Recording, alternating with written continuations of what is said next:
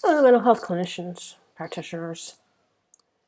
Today I would like to bring up the subject of food, specifically whether you're eating a bunch of packaged garbage food, which may be interfering with your ability to think clearly, have emotional regulation yourself,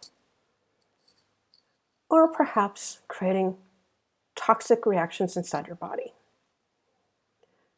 I'm not an expert in this particular subject. However, I've done enough teleseminars and documentary classes to understand the importance, especially as we get older, to be eating real, whole, one-item foods and combining them like our grandparents used to cook our food. I know that many of you are seeing patients back to back, hour after hour. Not to mention all the administrative work you have to do, especially if you take Medicare, Medicaid, and insurances. However, if you're not willing to take the time to eat healthy, whole, organic food, especially these days with all the GMOs and the insecticides, herbicides, hormones, antibiotics, more antibiotics are used on livestock than human beings use to fight bacterial infections. That's true. Etc. You're not helping yourself. And you may be not helping your patients as well as you could because you're not receiving the nutrients that you need for your body to function properly. Of course, we see this a lot when we're dealing with our eating disorder patients, especially our anorexics and bulimics. And even those who overeat because they tend to go to fast food joints because of the addictive quality of those foods. They're not getting the nutrients they need because there's no nutrients in the foods that they're eating. Or with anorexics, not eating any food at all. And this is a reality, folks. If we're not willing to take care of ourselves, how in the hell do we expect to be able to take care of patients who have really serious mental health issues going on? And I'm not just talking about the eating disorder people. I'm talking about all of the people who employ us to help them improve their lives and hopefully heal and overcome the problems they brought into our practices. That is why we were employed by them. So what are you willing to do to eat healthy, whole, one-item organic food? Most important in the United States, where the FDA doesn't seem to give a damn about the health and well-being of the population, most especially the children, because the children cannot detoxify their bodies from this crap, which is why we have such an increase in autism and other illnesses in our youth. Not to mention the environment in which they're living in, which I won't even go into that, but you all know about it because you're living there. Thank God I'm not. In any case, we need to take care of ourselves first and foremost. And only when we're willing to do what we need to do to take care of ourselves do we actually have the right to take on the responsibility of helping others.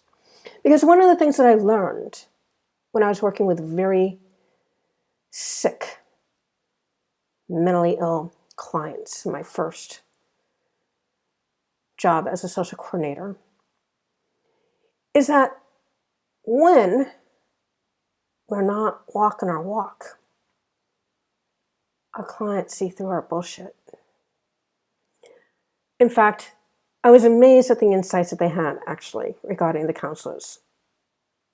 Now, in the first place, there were excellent counselors and mental health professionals there, and they did excellent work there. And I was really lucky because we had almost 200 clients every day coming into the 4 programs that were held there.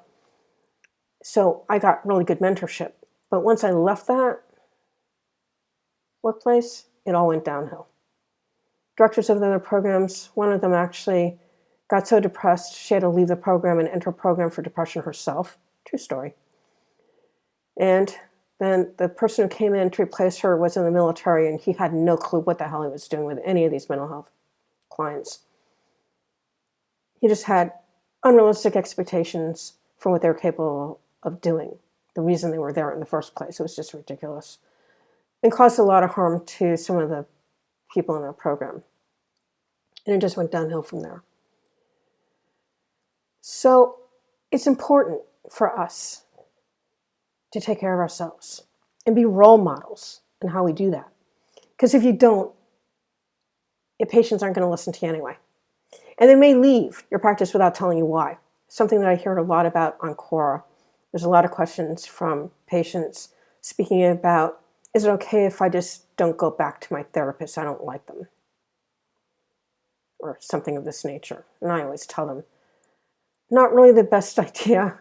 You deserve to give them the input you need to so that they have the chance to do what they need to do to make things right with you if they're capable of doing it. If they're not capable of doing it, then it's time for you to leave, but not before that. However, a lot of patients don't really feel they owe that to their therapist. They think their therapist should actually be able to read their minds and be present for them 24/7, a whole lot of unrealistic expectations, because the expectations were never actually stated in the beginning as to what the patient needed to be doing and what the therapist was going to be doing. So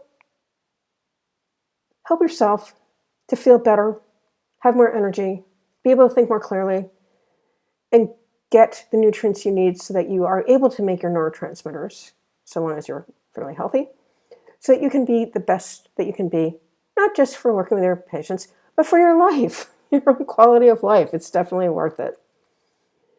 If you're having problems with these issues for whatever reason, I do offer hypnosis and neuro-linguistic programming to help my clients to let go of these issues that they are having and to quickly put in the correct functions that they would like, letting go of the dysfunctional ones and reframing and transforming their desires in the process. I've actually helped a lot of people. Psychiatric nurses and their children have come to me over the years to get help. I had a social worker come to me who needed to drop 70 pounds and couldn't exercise because she had a degenerative bone disease. I took that away from her, and she did do it. And other folks had an anesthesiologist who had insomnia. Actually, he didn't have insomnia. He couldn't stay asleep. And the reason for that is because he had gone for 3 different types of medical specializations, and he was in so many residencies that his body didn't feel safe allowing him to sleep. So we had to get rid of that issue for him. Took 1 session and a follow-up, and everything was cool. So there you go, just a few of the people that I've worked with over the years.